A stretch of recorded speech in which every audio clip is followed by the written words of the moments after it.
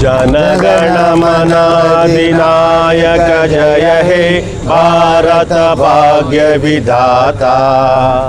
पंजाब सिंधु गुजरात मराठा द्राविड उत्कल वंगा विंध्य हिमाचल यमुना गंगा उच्चल जलधि तरंगा। तब शुभ नामे जाहे तब शुभ आशीष मागे गाहे तब जय गाथा। जनगण मंगलदायक जय हे भारत भाग्य विधाता। जय हे जय हे जय हे जय जय जय जय हे। बोलो भारत माता की जय। बोलो भारत माता की जय। बोलो भारत माता की जय। ಮತ್ತಾರು ಮಾತಾಡ್ತಾರಾ?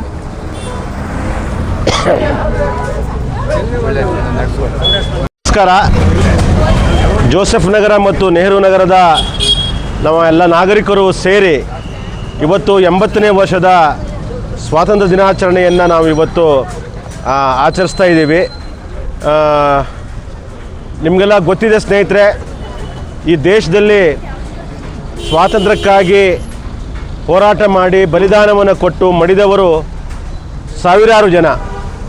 ಅವರು ಅಂದು ಬ್ರಿಟಿಷರ ಗುಂಡೇಟಿಗೆ, ಬ್ರಿಟಿಷರ ಲಾಟಿಗೆ, ಬ್ರಿಟಿಷರ ದಮನಕಾರಿ ನೀತಿಗಳಿಗೆ ಎದೆಯೊಡ್ಡಿ ಒಂದು ನಿರಂತರವಾದಂಥ ಶಾಂತಿಯುತವಾದಂಥ ಗಾಂಧೀಜಿ ಮುಂತಾದವರ ನೇತೃತ್ವದಲ್ಲಿ ಹೋರಾಟವನ್ನು ನಡೆಸಿದರು. ಅದರ ಭಾಗವಾಗಿ ಭಾರತಕ್ಕೆ 1947ನೇ ಇಸ್ವಿನಲ್ಲಿ ಸ್ವಾತಂತ್ರ್ಯ ಅನ್ನೋದು ದೊರೆಯುತ್ತೆ. ಭಾರತಕ್ಕೆ ಸ್ವಾತಂತ್ರ್ಯ ದೊರಕಿದಾಗ ಭಾರತದ ಜನಸಂಖ್ಯೆ ಕೇವಲ 33 ಕೋಟಿ ಇತ್ತು. ಅತ್ಯಂತ ಬಡತನದಿಂದ ಬಳಲ್ತಾ ಇದ್ದಂಥ ಇಡೀ ಭಾರತದ ಒಂದು ಜವಾಬ್ದಾರಿಯನ್ನು ಪಂಡಿತ್ ಜವಾಹರ್ಲಾಲ್ ನೆಹರು ಅವರ ಹೆಗಲ ಮೇಲೆ ಈ ದೇಶದ ಜನ ನಾವೆಲ್ಲ ಸೇರಿ ಹಾಕಿದ್ವಿ, ನಮ್ಮ ಹಿರಿಯರು ಹಾಕಿದರು. ಹಲವು ಥರದ ಪಂಚವಾರ್ಷಿಕ ಯೋಜನೆಗಳನ್ನು ರೂಪಿಸಿ ಭಾರತದ ಒಂದು ಬಡತನವನ್ನು ನೀಗಿಸಲು, ನಿರುದ್ಯೋಗವನ್ನು ನೀಗಿಸಲು ಹಲವು ಥರದ ಯೋಜನೆಗಳನ್ನು ಪಂಡಿತ್ ಜವಾಹರ್ಲಾಲ್ ನೆಹರು ನಂತರದ ಬಂದಂಥ ಬಹುತೇಕ ಎಲ್ಲ ಪ್ರಧಾನಮಂತ್ರಿಗಳು ಬಂದುಬಿಟ್ಟು ಭಾರತಕ್ಕಾಗಿ, ಭಾರತದ ಜನತೆಯ ಏಳಿಗೆಗಾಗಿ ಶಿಕ್ಷಣದಲ್ಲಿ ಒಂದು ಅಭೂತಪೂರ್ವವಾದಂಥ ಸಾಧನೆ ಮಾಡಲಿಕ್ಕಾಗಿ ಅಭೂತಪೂರ್ವವಾದಂಥ ಯೋಜನೆಗಳನ್ನು ರೂಪಿಸಿದರು. ಆರೋಗ್ಯ ಕ್ಷೇತ್ರದಲ್ಲಿ ಯೋಜನೆಗಳನ್ನು ರೂಪಿಸಿದರು. ಸಾಮಾಜಿಕ ಕ್ಷೇತ್ರದಲ್ಲಿ ಯೋಜನೆಗಳನ್ನು ರೂಪಿಸಿದರು. ಮಹಿಳೆಯರ ಸಬಲೀಕರಣಕ್ಕಾಗಿ ಯೋಜನೆಗಳನ್ನು ರೂಪಿಸಿದರು. ಹಲವು ಥರದ ಯೋಜನೆಗಳು ರೂಪುಗೊಂಡವು. ಇಂಥ ಹೊತ್ತಿನಲ್ಲಿ ಈ ಏನು 80ನೇ ವರ್ಷದ ಈ ಒಂದು ಏನು ನಾವು ಹೇಳ್ತೀವಿ ನಮ್ಮ ಸ್ವಾತಂತ್ರ್ಯ ದಿನಾಚರಣೆ, ಇದು ಜನ್ಝಿಗಳ ಒಂದು ಸ್ವಾತಂತ್ರ್ಯ ಹೋರಾಟ ಅಂತಾನೆ ಅವ್ರ ವರ್ಷ ಇದು ಅಂತ ಹೇಳ್ಬೋದು. ಈ 80ನೇ ವರ್ಷದ ಸ್ವಾತಂತ್ರ್ಯ ದಿನಾಚರಣೆ ಏನಿದೆಯಲ್ಲ, ಅದು ಜೆನ್ಝಿಗಳ 18ರಿಂದ 30 ವರ್ಷಗಳಿರ್ತಕ್ಕಂಥ ಜೆನ್ಝಿ ಏನು ಯುವ ಪಡೆ ಇದೆ, ಇವತ್ತು ತಮ್ಮ ಹಲವು ಥರದ ಕ್ರಿಯಾಶೀಲತೆಯಿಂದಾಗಿ ಇಡೀ ದೇಶದಲ್ಲಿ ಇವತ್ತು ಅವರು ಸುದ್ದಿಯಾಗಿದ್ದಾರೆ. ಇಂಥ ಹೊತ್ತಿನಲ್ಲಿ ಭಾರತಕ್ಕೆ ಹಲವಾರು ಸವಾಲುಗಳು ಇದ್ದಾವೆ. ಇವತ್ತು ಸುಮಾರು 30-35 ಕೋಟಿಯಷ್ಟು ವಿದ್ಯಾರ್ಥಿ ಯುವಜನರು ಇವತ್ತು ಭಾರತದಲ್ಲಿದ್ದಾರೆ. ಅವರಿಗೆ ಉದ್ಯೋಗವನ್ನು ಸೃಷ್ಟಿ ಮಾಡುವಂಥ ಸವಾಲು ಭಾರತಕ್ಕೆ ಇದೆ. ಹಲವು ಥರದ ಬೇರೆ ಥರದ ಬಡತನಗಳು ಕೂಡ ನೀಗಬೇಕಾಗಿದೆ. ಹಲವು ಥರದ ಬೇರೆ ರಂಗದಲ್ಲಿ ಹಲವು ಥರದ ಸಾಧನೆಗಳು ಕೂಡ ಆಗಬೇಕಾಗಿದೆ. ಇಂಥ ಹೊತ್ತಿನಲ್ಲಿ ನಾವು ಆ ಸವಾಲುಗಳನ್ನ ಒಂದು ಸವಾಲಾಗಿ ಸ್ವೀಕರಿಸಿ ಅದನ್ನು ಸಾಧಿಸುವ ಪ್ರಯತ್ನವನ್ನು ನಾವು ಎಲ್ಲ ಸೇರಿ ಮಾಡಬೇಕು. ಅಂಥ ಹೊತ್ತಿನಲ್ಲಿ ಜೋಸೆಫ್ ನಗರ ಮತ್ತು ನೆಹರು ನಗರದ ನಿವಾಸ ನಾವೆಲ್ಲ ಸೇರಿ ಅತ್ಯಂತ ಸಂಭ್ರಮದಿಂದ, ಸಂತೋಷದಿಂದ ಈ ಒಂದು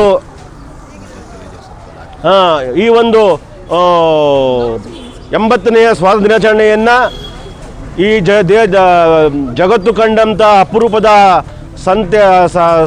ಸಾಧಕಿ ಮದರ್ ತೆರೇಸಾ ಅವರ ಏನು ವೃತ್ತ ಇದು. ನಿಮಗೆಲ್ಲ ಗೊತ್ತಿದೆ, ಮದರ್ ತೆರೇಸಾ ಒಂದು ಬಂಗಾಳದಂಥ ಬೀದಿಯಲ್ಲಿ ಓಡಾಡಿ ಕುಷ್ಠರೋಗಿಗಳನ್ನು ಅವರಿಗೆ ಚಿಕಿತ್ಸೆಯನ್ನು ನೀಡಿ ಅವರಿಗೆ ಒಂದು ಇಡೀ ಜಗತ್ತಿನಲ್ಲೇ ಸೇವೆ ಅಂದರೆ ಏನು ಅನ್ನೋದನ್ನು ಸಾಧನೆ ಮಾಡಿ ತೋರಿಸಿದವರು. ಹಲವು ಥರದ ಅವರಿಗೂ ಕೂಡ ಸವಾಲುಗಳು ಬಂದಿದ್ವು ಈ ದೇಶದಲ್ಲಿ. ಅದಕ್ಕೆ ಎದೆಗುಂದದೆ ಅವರು ಮತ್ತೆ ತಮ್ಮ ಸೇವೆಯನ್ನು ನಿರಂತರವಾಗಿ ಮಾಡ್ಕೊಂಡು ಹೋದರು. ಅಂಥ ಒಂದು ಮಹಾನ್ ಸಾಧಕಿಯ ಸಂತೆಯ ಒಂದು ಹೆಸರನ್ನು ಮದರ್ ತೆರೇಸಾ ಅವರ ಹೆಸರನ್ನು ಈ ವೃತ್ತಕ್ಕೆ ಇಟ್ಟಿದ್ದಾರೆ ನಮ್ಮೆಲ್ಲ ಗೆಳೆಯರು. ಅವರ ನೆನಪಿನಲ್ಲಿ ನಾವು ಈ ಒಂದು ಸ್ವಾತಂತ್ರ್ಯ ದಿನಾಚರಣೆಯನ್ನು ಮಾಡ್ತಾ ಇದ್ದೀವಿ. ಇವತ್ತು 80ನೇ ಸ್ವಾತಂತ್ರ್ಯ ದಿನಾಚರಣೆ. ನಮ್ಮ ಫ್ರಾಂಕಿ ಫರ್ನಾಂಡಿಸ್ ಅವರು ನಮ್ಮ ಹಿರಿಯರು, ನಿಮಗೆಲ್ಲ ಗೊತ್ತಿದೆ. ಸಾಗರದಲ್ಲಿ ನಡೆಯುವ ಬಹುತೇಕ ಕಾರ್ಯಕ್ರಮಗಳಲ್ಲಿ ಅವರು ಅಲ್ಲಿಯ ವಿನ್ಯಾಸಕಾರರಾಗಿ, ವೇದಿಕೆಯ ವಿನ್ಯಾಸಕಾರರಾಗಿ ಈ ಒಂದು ಅವರು ಇರ್ತಾರೆ. ಫ್ರಾಂಕಿ ಫರ್ನಾಂಡಿಸ್ ಅನ್ನೋದಾನಂದರೆ ಒಂದು ಎಲ್ಲ ಥರದ ಕಾರ್ಯಕ್ರಮಗಳಲ್ಲಿ ಅವರು ಪ್ರಮುಖವಾದ ಪಾತ್ರವನ್ನು ವಹಿಸ್ತಾರೆ. ಅವರು ಇವತ್ತು ನಮ್ಮ ಈ ಒಂದು ಧ್ವಜಾರೋಹಣವನ್ನು ಮಾಡ್ತಾರೆ.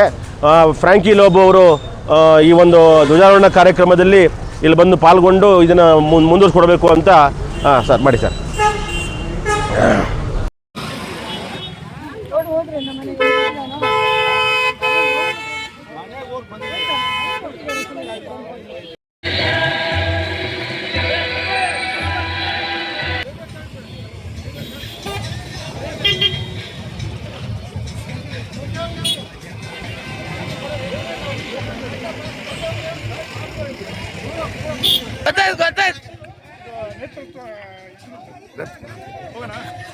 ತಗೊಳ್ಳಿ ನಾನು